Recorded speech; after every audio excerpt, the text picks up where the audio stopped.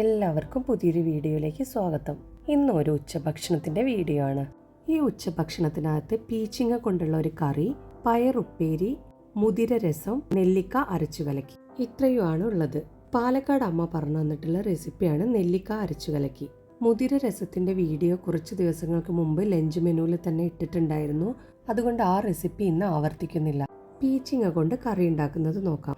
ആദ്യം പീച്ചിങ്ങയുടെ തൊലിയൊക്കെ അതേപോലെ കളയണം. അത് മൊത്തമായിട്ടൊന്നും കളയണ്ട. പീച്ചിങ്ങ തൊലി കളയുന്നതൊക്കെ ഒരുവിധം എല്ലാവർക്കും അറിയുണ്ടാവും. എന്നാലും അറിയാത്തവർക്ക് വേണ്ടിയിട്ടാണ് ഈ പറയുന്നത്. അപ്പൊ അതിന്റെ ആ കോണ് പോലെയുള്ള ഭാഗത്തുള്ളതൊക്കെ തൊലി കളഞ്ഞാൽ മതി. എല്ലാതും ഒന്നും കളയേണ്ട ആവശ്യമില്ല. എന്നിട്ട് ഇതിനുള്ളിലുള്ള ഈ കുരുവൊക്കെ എടുത്ത് മാറ്റണം. എന്നിട്ട് ചെറിയ കഷ്ണങ്ങളായിട്ട് നുറുക്കി വെക്കാം. ഒരു 3 പിടി സാമ്പാർ പരിപ്പ് എടുത്തിട്ട് അതും കൂടെ വേവിച്ച് വെക്കാം. പരിപ്പ് ആദ്യം വെള്ളത്തിലിട്ട് വെച്ചത് കാരണം ഇവിടെ ചട്ടിയിലിട്ടിട്ടാണ് പരിപ്പ് വേവിച്ചിട്ടുള്ളത്. ഇല്ലെങ്കിൽ നമ്മൾ സാധാരണ കുക്കറിലിട്ടിട്ടാണ് വേവിക്കാറുള്ളത്. അപ്പോൾ ഇങ്ങനെ വെള്ളത്തിലിട്ട് വെക്കുകയാണെങ്കിൽ അത് ചട്ടിയിൽ തന്നെ വെച്ചിട്ട് അങ്ങനെ വേവിച്ചെടുക്കും. പരിപ്പ് വേവിച്ച് നന്നായിട്ട് ഉടച്ചെടുക്കാം. ഉടച്ചെടുത്ത ശേഷം അതിലേക്ക് നമ്മൾ മുറിച്ച് വെച്ചിരിക്കുന്ന കഷ്ണങ്ങൾ ഇട്ട് കൊടുക്കാം.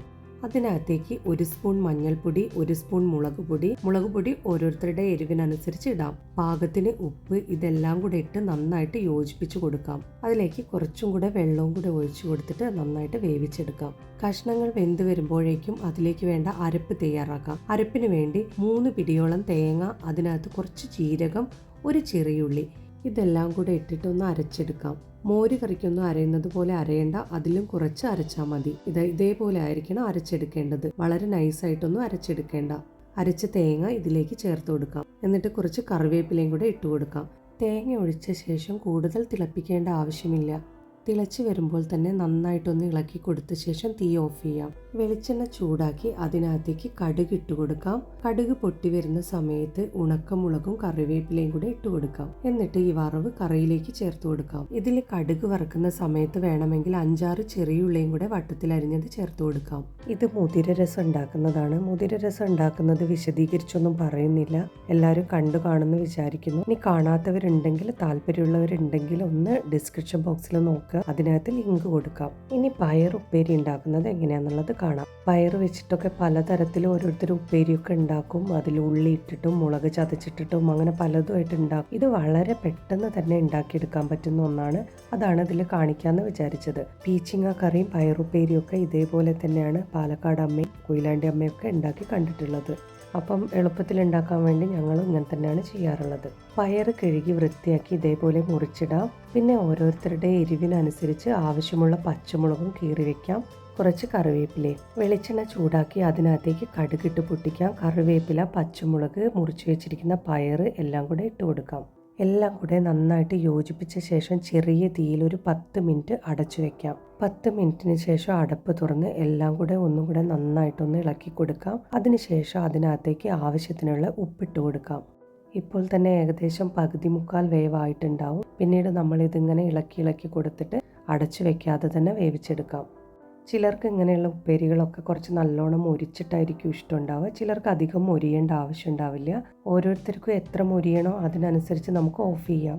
ഓഫ് ചെയ്യുന്നതിന് മുമ്പായിട്ട് കുറച്ചും കൂടെ കറിവേപ്പില നമുക്ക് ഇതിലിട്ട് കൊടുക്കാം. അടുത്തത് പാലക്കാടൻ സ്പെഷ്യലായ അരച്ച് കലക്കി ഉണ്ടാക്കാം. അരച്ച് കലക്കി നെല്ലിക്ക വെച്ചിട്ടും തക്കാളി വെച്ചിട്ടും ഒക്കെ ചെയ്യും. ഇവിടെ ഇപ്പം നെല്ലിക്ക വെച്ചിട്ടാണ് അരച്ച് കലക്കി ഉണ്ടാക്കാൻ പോകുന്നത്.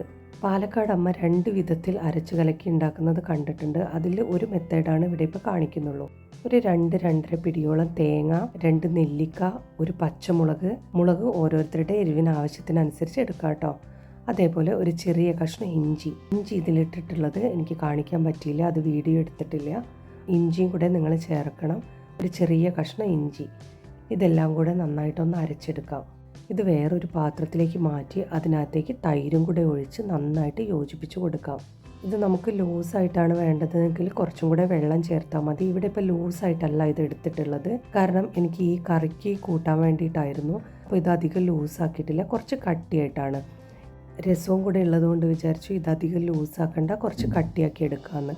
അമ്മ പണ്ട് അവിടെ ഉണ്ടാക്കി കണ്ടിട്ടുള്ളത് ചില സമയത്ത് ഇതേപോലെ കട്ടിയായിട്ട് ഉണ്ടാക്കാറുണ്ട്, ചില സമയത്ത് വെള്ളം പോലെ ഉണ്ടാക്കാറുണ്ട്. കൂടുതലും ലൂസായിട്ടാണ് ഉണ്ടാക്കാറുള്ളത്. പിന്നെ ഇതേപോലെയുള്ള കറിയൊക്കെ ഉണ്ട്, ഇതുപോലെ കട്ടിക്ക് തന്നെയാണ് ഉണ്ടാക്കിയെടുക്കാറുള്ളത്. ഇവിടെ ഇപ്പോൾ കറിയുണ്ട്, അതേപോലെ രസമുണ്ട്. അപ്പം വിചാരിച്ചു കട്ടിക്കായിക്കോട്ടെ എന്ന്. ഇതിൽ തന്നെ നമുക്ക് കടുകും മുളകും കറിവേപ്പിലയും കൂടെ വറുത്തിട്ടിട്ട് അങ്ങനെയും ഉപയോഗിക്കാം. അതേപോലെ കുറച്ച് മഞ്ഞൾപ്പൊടി ഇട്ടിട്ടാണെങ്കിൽ അങ്ങനെയും ചെയ്യാം. ഇങ്ങനെ പല വിധത്തിലും അരച്ചു കലക്കി ഉണ്ടാക്കാറുണ്ട്.